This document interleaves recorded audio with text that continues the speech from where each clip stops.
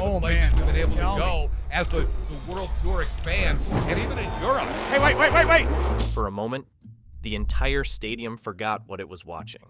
El Toro Loco wasn't upside down. It wasn't destroyed. It wasn't even moving. Instead, the bright orange bull was stuck, parked nose up inside a shipping container, hanging high above the track, like it had been placed there on purpose, and it would stay that way for nearly the entire night. But how does a World Finals freestyle run end with one of the sport's most famous trucks trapped inside a shipping container? To understand that, we need to go back in time, 3 minutes before all of this happened.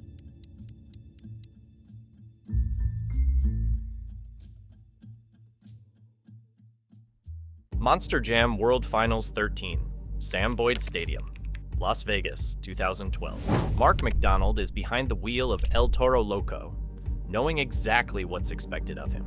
He isn't a cautious driver. He's never been one. He's built his reputation on an all-or-nothing driving style. Early in the run, he's on pace. The jumps are clean, the speed is there, and the crowd is responding. Then, McDonald lines up for a backflip, so he charges for the backflip ramp. But the ramp ahead isn't just dirt. It's a heavy steel and dirt structure, built directly against a massive shipping container. It's designed to throw trucks high enough to rotate backward, using the container as part of the launch.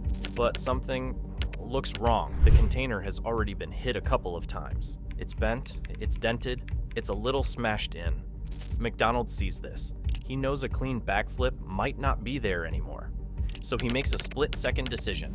Instead of pulling out, he decides to hit it harder and go straight through and over the top of the shipping container. Marc McDonald sends El Toro Loco toward the backflip ramp. The truck launches, but the rotation never fully comes, and instead of flying over the container, the truck goes into it. El Toro Loco is now balanced inside the shipping container, the rear end buried, the front end hanging off the edge, high above the track. Later, in a post-run interview, Marc McDonald would joke that if he gets a parking ticket, he's handing it straight to his crew chief. I knew that backflip ramp, it looked like it was smashed in too much, so I was going to try to hit it hard and just go straight over the top of it. We ended up parking that thing up on top. I think it's illegally parked, but I'm not sure. If I end up getting a ticket, I'm going to give it to my crew chief. So we're going to go up there and finish watching freestyle. There's some more awesome runs coming. I'm going to go up there and see what they can do. El Toro Loco is too high, too unstable. Trying to pull it down mid-show could send it crashing onto the track, or worse. So the call is made. The safety crew and event officials decide to leave it. El Toro Loco stays exactly where it is. And suddenly, for the rest of the freestyle competition, every driver has to perform with an orange monster truck staring down at them from inside a shipping container. Ignoring it? Impossible. So, nobody does. One by one, drivers start taking shots at the structure that trapped it. Monster Mutt goes first. Charlie Pauken lines up Monster Mutt for the backflip ramp, the same one El Toro Loco is stuck in. He hits it hard. The truck rotates, but not enough, and lands on its side. Next, Son-Uva Digger. Ryan Anderson is back in competition, and he doesn't hold back. First, he launches a huge jump right next to El Toro Loco, brushing past it like it's just another obstacle. Then, in bonus time, he commits to a backflip. The truck rotates, but again, not enough. It also comes down on its side. By now, the message is clear. It's going to take a lot more than usual to land a clean backflip or bring El Toro Loco down. But the most important moment of the night is still to come. It is also on this very shipping container that Mohawk Warrior is about to rewrite what is possible. As George Balhan's freestyle run winds down, in bonus time, Mohawk Warrior hits the backflip ramp, the same one El Toro Loco is still stuck in, and lands it cleanly. But before the crowd can fully react, he turns around and hits it again, pulling off the first ever consecutive backflips in Monster Jam history. 2 backflips, back to back, something no one had ever done before. But officially, they didn't count. What should have been one of the highest scoring freestyle runs of the night became one of the most debated moments Monster Jam has ever seen.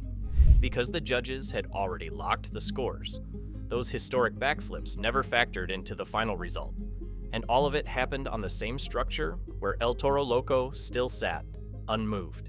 But the container wasn't finished.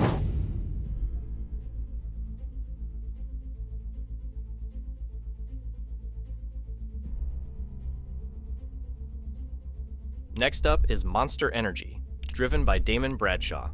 His run is filled with speed and big air, and in bonus time, he lines up for something bold, jumping over El Toro Loco.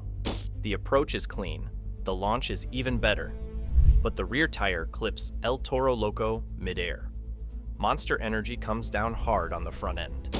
The front axles snap, ending his run. Next, Team Hot Wheels.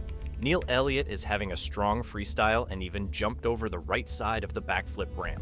Feeling overhyped, he goes for something ambitious, almost like a double backflip. It doesn't work.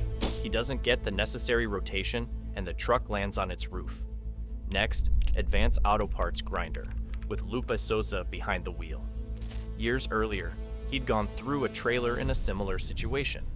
He tries to do it again, but he loses steering, and the truck comes down on its side. By now, the scoreboard doesn't matter. The container is undefeated, and El Toro Loco is still up there. So how does it finally come down? World Finals 13 is also the 30th anniversary of Gravedigger, which means Dennis Anderson gets the final encore. And with encores, it's never about points, but rather giving the fans something to remember. During the encore, Dennis Anderson, behind the wheel of the Gravedigger 30, doesn't hesitate.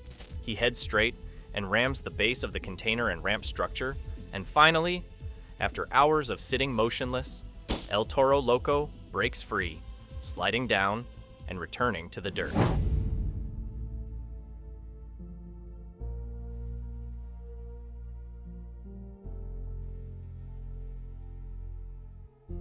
World Finals 13 was historic for more than just the container drama.